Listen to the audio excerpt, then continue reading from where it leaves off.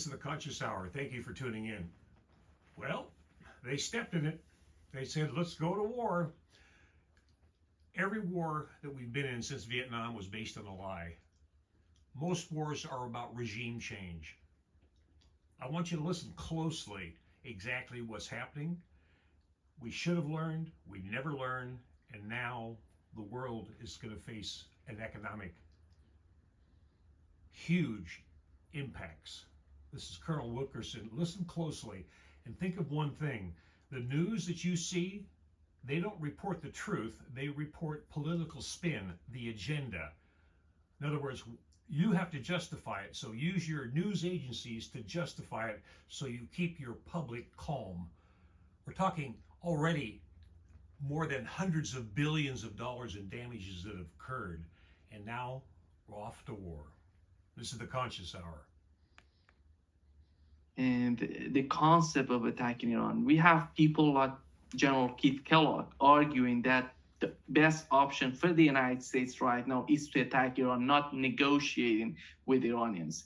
Here is what he said, what he suggested.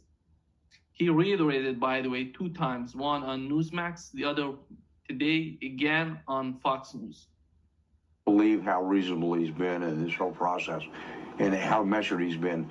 Look, there's been immutable principles of war, 9 of them since 500 BC. One of them is simplicity. And I'll make this simple. What I'm saying is I think we should break negotiations off. We should seize Karg Island for a couple of reasons.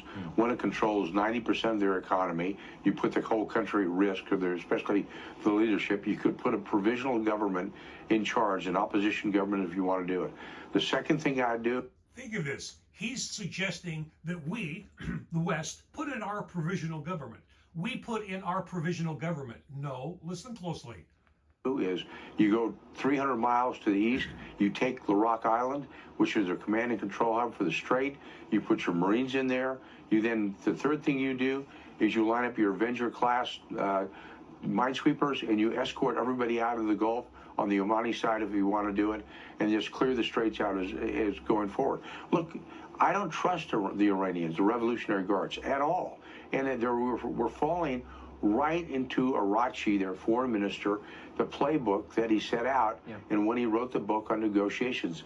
This is what they do, and we shouldn't trust them. We should be very positive about what we're going to do. Yeah. The man's in the past, deeply, deeply in the past. He's so deep in the past, he's growing a beard. I mean, he looks like St. Nicholas. I don't know where he's coming from. I guess he's being paid.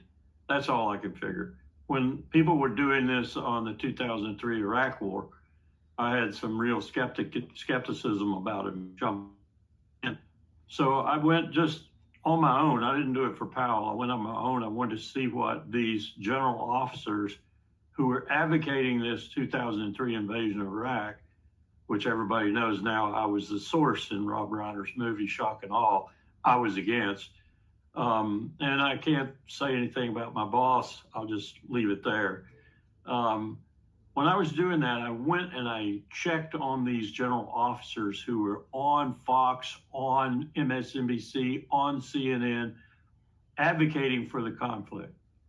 And almost without fail, I found that they were being paid major money by the news organization in the first place, and secondarily, by military contractors who stood to make tons of money off the war.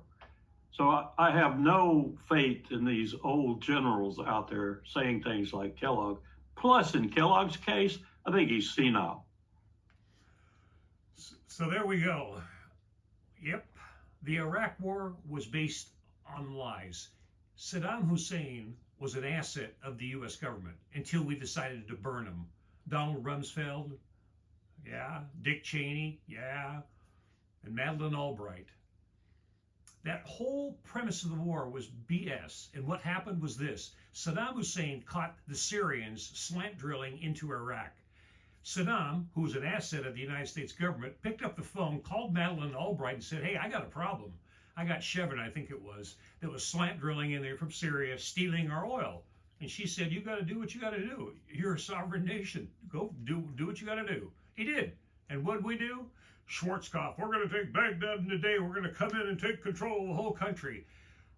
This is a model that is, this time, it's going to disrupt the entire world economy. This is how megalomaniac these Western media sources are. They don't show you anything that's going on. They didn't show you anything about the Palestinians. They called it an unprovoked attack on October 7th. The biggest lie in history, unprovoked attack. So folks, buckle your seats, hold on, because the ride, if they continue and put the pedal on the metal, the U.S. government, because we're the mightiest in the world, watch the economies collapse. This is the Conscious Hour, folks. I hope they back off, but you know, they're all paid to do it, and they're all at the trough trying to get some more money while they wipe people off the face of the earth. Totally disgusting. Please hit like, share this out there. People need to stand up. They need to speak out. You need to pick up your phone, call your congressional representative, and tell them one thing: you'll never vote for them again, ever.